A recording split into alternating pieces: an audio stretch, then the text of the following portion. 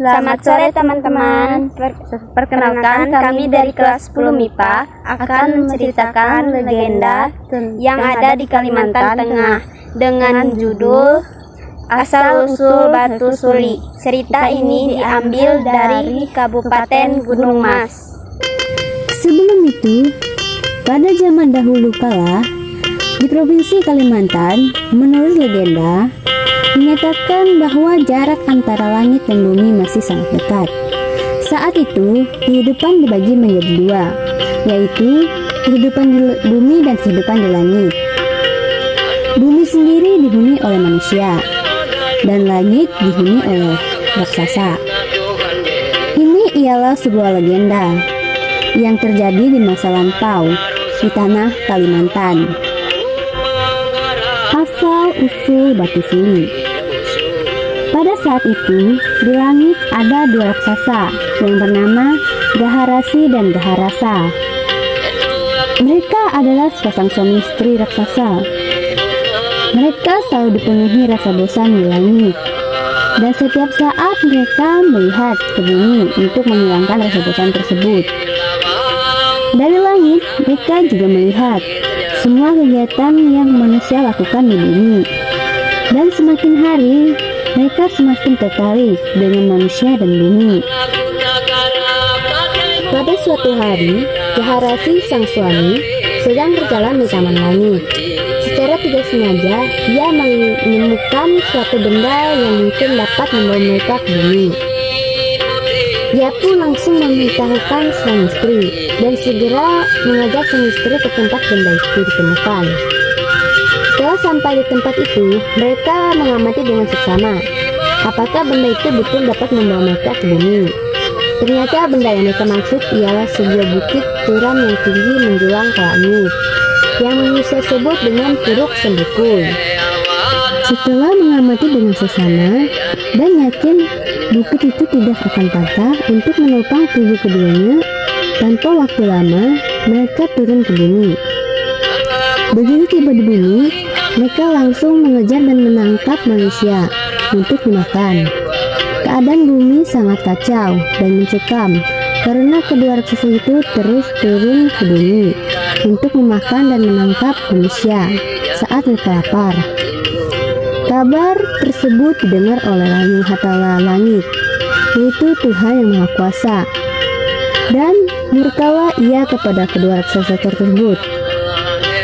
Ia pun memerintah pelayannya yang bernama Raja Tunggal Sengumang untuk membantu manusia mengalahkan kedua raksasa tersebut. Langing Hatala Langit juga memerintahkan Darung Bawan yang memiliki badan besar dan ilmu yang sangat sakti untuk menemani Sang Umang. Tak hanya Darung Bawan, ia juga memerintah Patahu yaitu roh halus turut menemani perjalanan Sang Umang.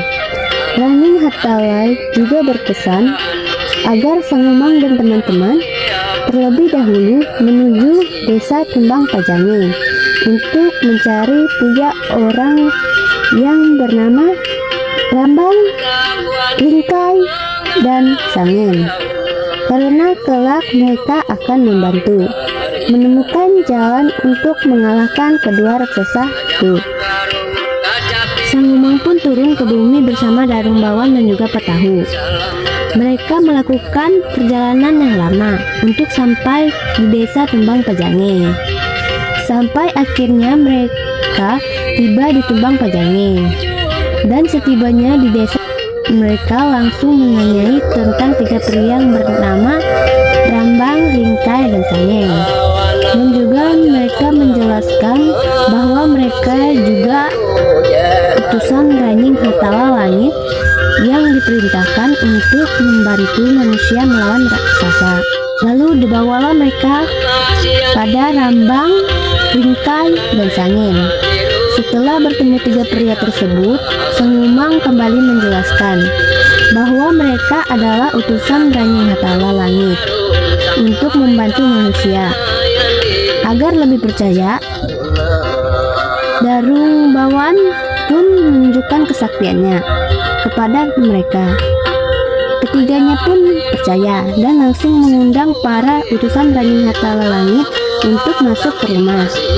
Dan di dalam rumah, tanpa menunggu lama, Sang Umang pun langsung menanyakan tentang informasi apa saja yang mereka ketahui tentang kedua raksasa tersebut. Kedua raksasa tersebut selalu turun ke bumi melalui sebuah bukit yang bernama Puruk Sendukui. Mereka juga menjelaskan bahwa kedua raksasa tersebut jugalah kuat dan tidak ada satu orang pun yang sanggup melawan mereka. Sang Umang pun menyuruh Rambang, Ringka, dan Sangen untuk pergi ke Puruk Sendukui untuk mengamati dan melihat serta memperoleh informasi lebih banyak tentang Bukit Sendukui. Ketiga pria tersebut langsung bergegas pergi menuju Puruk Sendukui. Melalui perjalanan yang jauh, melewati bukit-bukit yang tinggi, sampai akhirnya tibalah mereka di sebuah desa yang dekat dengan Puruk Sendukui. Mereka pun menemui warga setempat dan menanyakan informasi yang lebih jauh mengenai kedua raksasa tersebut. Warga setempat menjelaskan bahwa kedua raksasa tersebut turun melalui Puruk Sendukui yang ditandai dengan terjadinya hujan pada hari yang cerah. Setelah mendapatkan informasi tersebut, ketiga pria ini langsung beranjak pergi menuju Puruk Sendukui. Setibanya di Puruk Sendukui, mereka melihat bahwa bukit itu sangat tinggi sampai menjulang ke langit, yang dapat banyak hewan buas di bukit tersebut hingga sangat tidak mungkin untuk didaki. Mereka pun berlari dengan cepat hingga sampai di desa Tumbang Pajangin. Di sore hari, kedatangan mereka langsung disambut oleh seluruh orang di desa Tumbang Pajangin, termasuk Sang Umang dan kawan-kawan. Pada malamnya, seluruh orang penting berkumpul untuk menyusun rencana. Menurut penuturan Rambang, kedua raksasa itu sangatlah kuat dan tidak mungkin ada orang yang bisa mengalahkannya. Semua orang pun semakin kebingungan bagaimana cara untuk mengalahkan kedua raksasa tersebut. Tak sedikit pun orang mulai pasrah dan menyerah dengan keadaan saat itu. Saat itu juga Sang Umang diam sejenak untuk berpikir dan keluarlah sebuah kalimat dari mulut Sang Umang yang mengatakan kalau tidak bisa dihadapi secara langsung, kita potong saja jalan turunnya. Semua orang terdiam saat mendengar perkataan Sang Umang. Di situ Rambang juga berpikir bahwa perkataan Sang Umang tidaklah mustahil. Rambang pun memberanikan diri untuk berbicara menyampaikan idenya. Dalam idenya, Rambang mengatakan mereka harus membuat banyak tangga yang tinggi untuk mencapai Puruk Sendukui. Mereka akan menaiki tangga tersebut tanpa harus mendaki Puruk Sendukui, karena kalau mereka mendaki terlalu banyak binatang buas yang akan mereka hadapi di Puruk Sendukui. Mereka akan memotong Puruk Sendukui dengan cara menorehnya sedikit demi sedikit, dan yang akan dipotong bukanlah bagian bawah bukit karena lingkarannya terlalu besar, bagian atas dengan lingkaran yang kecil. Mendengar ide Rambang, semua orang yang berkumpul berpikir bahwa hal tersebut sangat mungkin untuk dilakukan. Mereka pun setuju. Dan semua orang sibuk menyiapkan segala keperluannya pada malam itu juga. Karena paginya mereka akan berangkat untuk melaksanakan ide berlian itu. Pagi pun tiba, dan mereka langsung berangkat menuju Puruk Sendukui beserta seluruh pemuda terpilih yang gagah berani untuk membantu memotong Puruk Sendukui dalam waktu singkat.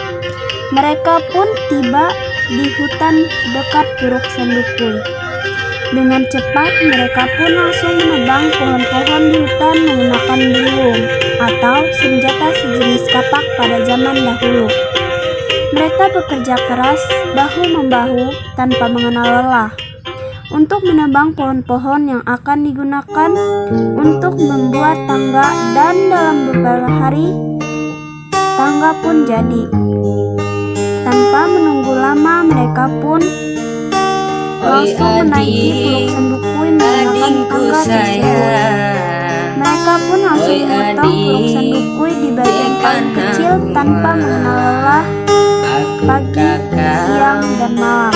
Dan akhirnya setelah 3 hari lamanya, bagian tengah Puruk Sandukui tersebut hanya tersisa sedikit. Namun puruk tersebut tidak juga tumbang. Orang-orang kebingungan, padahal bagian tengah puruk tersebut tinggal sedikit. Namun puruk tersebut tidak juga tumbang. Sang Umang pun melihat ke atas dan menyadari kenapa puruk tersebut tidak juga tumbang. Ternyata bagian atas puruk tersebut ditahan oleh kedua raksasa, yaitu Gaharasa dan Gaharasi. Lalu bagaimana memotong ini? Kata orang-orang. Aku tahu caranya, kata Darung Bawan. Darung Bawan pun menyuruh semua orang untuk menjauhi puruk itu.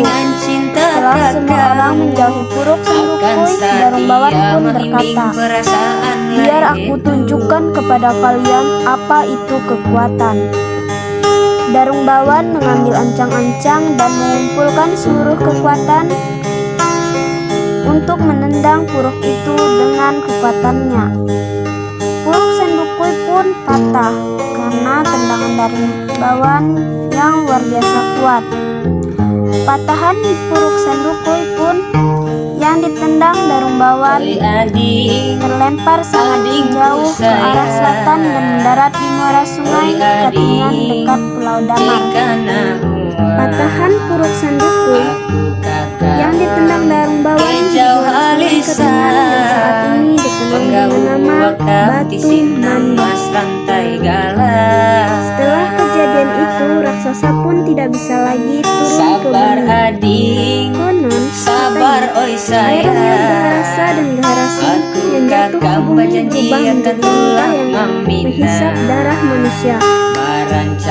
Bumi pun kembali normal seperti sedia kala. Orang-orang bisa kembali ke rumah dengan rasa aman tanpa takut akan keberadaan raksasa. Setelah melihat bahwa bumi sudah dalam kondisi aman, Sang Umang Darung Bawan dan Bantasi pun kembali ke kayangan.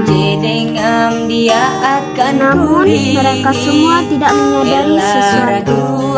Ternyata ada bongkahan Puruk Sandukui yang jatuh di dekat situ dan menutup perairan Sungai Kahayan di dekat desa Tumbang Mananging. Sungai Kahayan tertutup oleh bongkahan batu tersebut, sehingga siapapun tidak bisa melalui sungai itu. Saat itu, bangsa ikan tidak bisa hilir mudik dan sangat terganggu karena batu tersebut. Bangsa ikan pun berkumpul dan mendorong batu tersebut. Tapi apa daya, mereka tetap tidak kuat memindahkan batu itu. Akibat mendorong batu itu, bungkuklah tulang punggung ikan pipih atau ikan belida. Konon, menurut legenda, itulah mengapa ikan pipih atau ikan belida punggungnya bungkuk. Saat itu di kayangan, Sang Umang dan Darung Bawan sedang berjalan-jalan, dan tiba-tiba Sang Umang rindu untuk pergi ke bumi. Perasaannya mengganjal tersebut, ia pun mengajak Darung Bawan untuk turun ke bumi. Sembari melihat apakah kondisi bumi baik-baik saja. Mereka pun turun ke bumi dan melihat semua baik-baik saja. Sang Umang dan Darung Bawan pun berjalan-jalan menyusuri Sungai Kahayan.